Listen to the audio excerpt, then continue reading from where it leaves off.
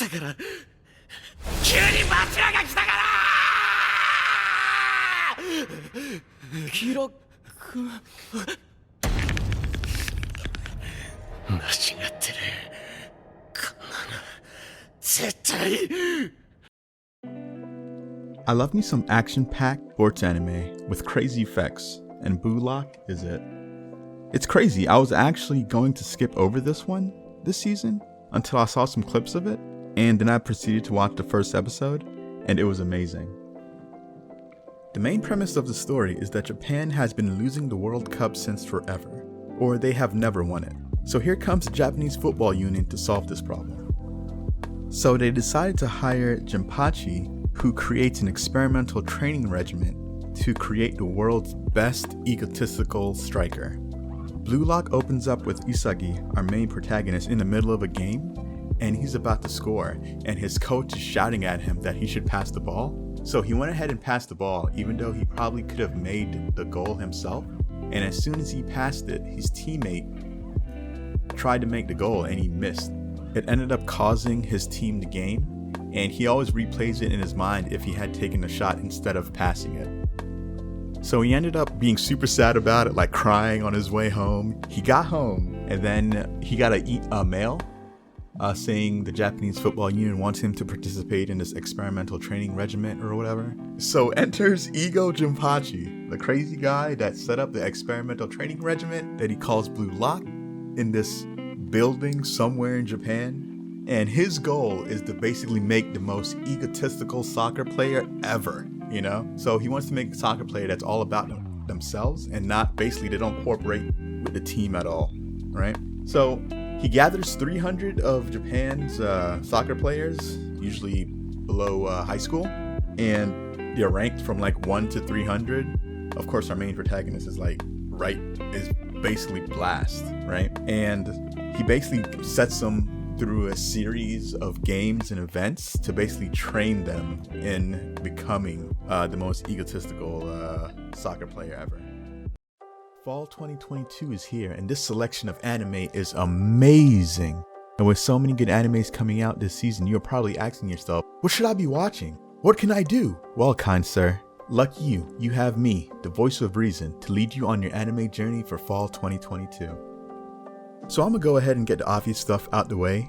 Bleach, Mob Psycho, My Hero, To Your Eternity. These are like absolute animes you have to be watching, like right off the bat. And all these are basically season 2s or season 6s of My Hero. I think it's like season 3 from Mob Psycho, I think. And Bleach is like the blood arc. So these are just obvious choices, obvious shows that you should be watching.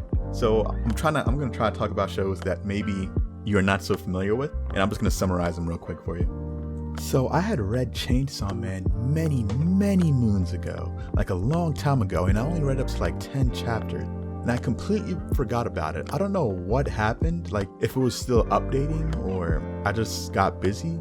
Anyways, I never thought about it since until they had announced an anime for it.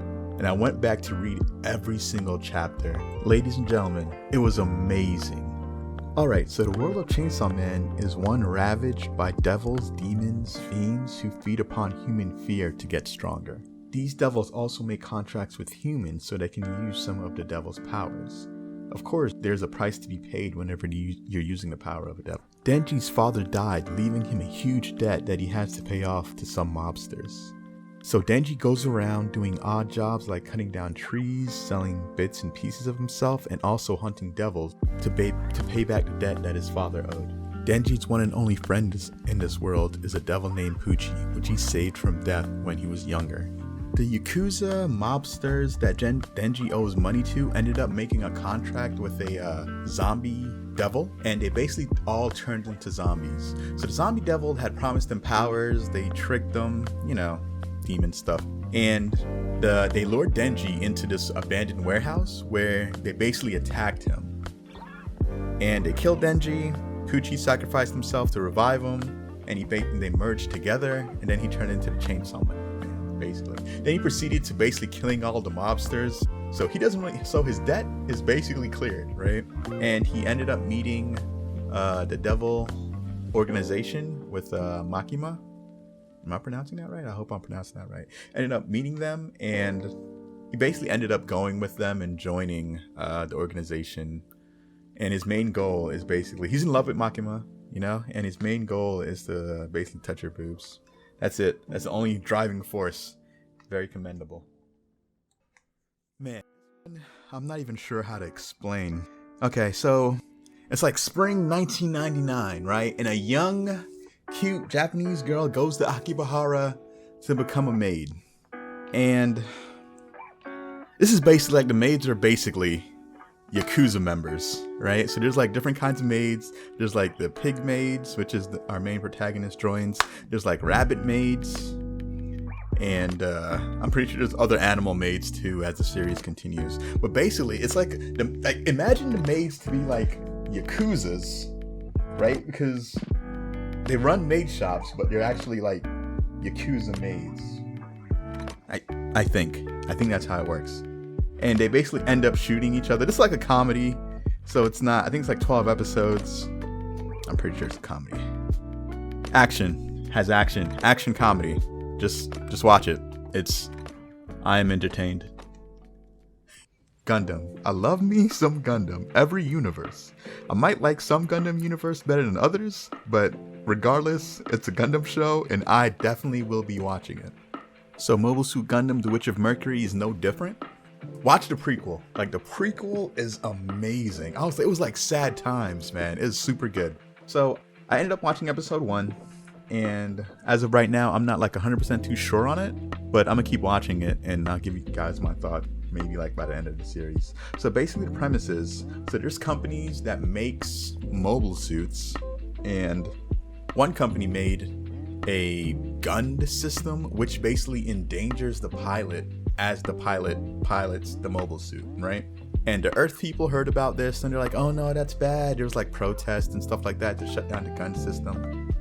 Anyways, another corporation came in and they're like, yeah, you're right, we should definitely shut this gun system down. And they went ahead and raided the corporation that made the gun system. They basically killed everyone, you know, destroyed everything, you know, including the protagonist's mom and dad, who are actually a part of the company that made the gun system. Actually, her mom's alive, right? So anyways, many years later, the protagonist joins like a school, and like the rule of the school is whoever they participate in duels basically, and they can wager things, and whoever wins the duel basically win the wager, right? So the protagonist meets this girl. The protagonist is like super awkward. She meets this girl, doesn't want to be married to this guy, and they ended up fighting in mobile suits. And like, so instead of Xeon versus the Federation, this is more like companies versus other companies, or like the turmoils inside companies that run a school that has the company's kids in it, I guess, you know? So okay, it sounds bad, but the animation in Gundams are like awesome, okay? And I'm not really sure where it's going right now, because we'll just see. We'll see. There at least has to be one isekai on this list. Matter of fact, hold on, there's two. I just gave the other one away. There's two. And this one is Reincarnated as a Sword. So after dying from a car accident, the protagonist finds himself reincarnated as a sword, right? So I read the manga. The manga's pretty good. It's decent. It's not bad. And they decided to make an anime about it, which I think is actually really cool. But anyways, he gets reincarnated as a sword. He's stuck in this rock. He goes around killing monsters. He levels up, you know, the whole jazz, stuff like that. He meets basically a black cat swordsman who was a slave. He frees her from slavery, blah, blah, blah. And he basically goes around leveling up with her. And her dream is to basically evolve. I guess her species evolve into like a different kind of cat or something like that. And I guess the protagonist, the sword, is helping the cat get stronger, which is pretty cool. So they basically go around on adventures. You explore the world with them, and they basically get stronger. They explore dungeons, stuff like that. So it's pretty neat. It's not so bad. And the other isekai is the Eminence in Shadow, I guess. Main protagonist.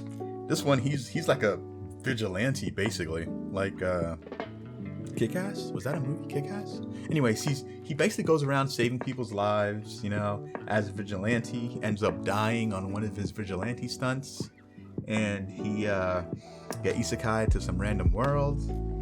And of course, off the bat, he's like super powerful. But anyways, he ended up saving this girl. She was like a monster. He was doing experiments on her, and he ends up saving her with like some mana overload corruption thing or something like that. And he's like a cute elf, you know? And he basically makes up this evil demon cult organization that turned the girl into a monster basically on the spot. And the girl believed him, and now him and her are basically fighting this evil organization, right? So ultimately, the evil organization basically becomes real, right? So the evil organization is real, but he's oblivious to it, and he's like, yeah, this organization not even real, but the girl knows it's real and is fighting the organization. And he ended up recruiting more, you know, hot animal girls or whatever. Basically, he's doing like a harem at this point. But it's cool. It's good. Animation's good. Quality.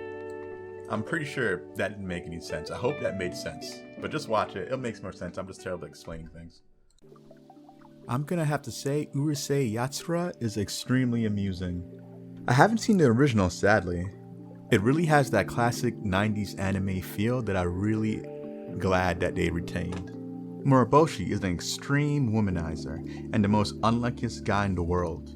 When Earth is threatened by a fleet of tiger aliens, invaders known as the Oni, Moroboshi is selected by the alien supercomputer to represent humanity in a duel against them.